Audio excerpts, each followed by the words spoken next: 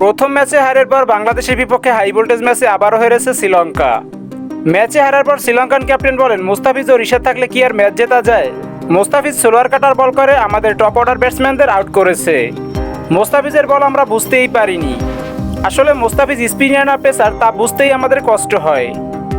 হাসারাঙ্গা মুস্তাফিজের বোলিংয়ের পর রিশাদকে নিয়ে বলেন, রিশাদ আজকের ম্যাচের সেরা বোলার। ওর বোলিং তাণ্ডবের কাছেই আমরা মূলত ম্যাচ হেরেছি।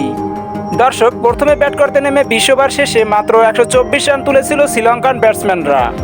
আজ মুস্তাফিজ ও রিশাদ হোসেনের বোলিং তাণ্ডবের কাছে অসহায় ছিল লঙ্কান ব্যাটসম্যানরা। মাত্র 125 রানের টার্গেট ছুড়ে দেয় বাংলাদেশকে। জবাবে তৌহিদ হৃদয় ও লিটন দাসের ব্যাটিং নৈপুণ্যে সহজেই ম্যাচ জিতে যায় বাংলাদেশ। ম্যাচ জেতার আগে এই হাই ভোল্টেজ ম্যাচে তৌহিদ হৃদয় 20 বলে 40 রান করেন। লিটন দাস ও তৌহিদ হৃদয়ের জুটি বাংলাদেশকে জয়লাভ করতে সাহায্য করে। জুটি ভাঙার পর বাকি চাপটা সামলে নেয় মাহমুদুল্লাহ রিয়াদ। লঙ্কান ক্যাপ্টেন ম্যাচ শেষে বলেন, মুস্তাফিজ ও রিশাদ হোসেনের 3টি করে গুরুত্বপূর্ণ উইকেট আমাদের ম্যাচ থেকে ছিটকে দেয়। মুস্তাফিজ ও রিশাদ হোসেনের এভাবেই প্রশংসা করছিলেন লঙ্কান অধিনায়ক হাসারাঙ্গা।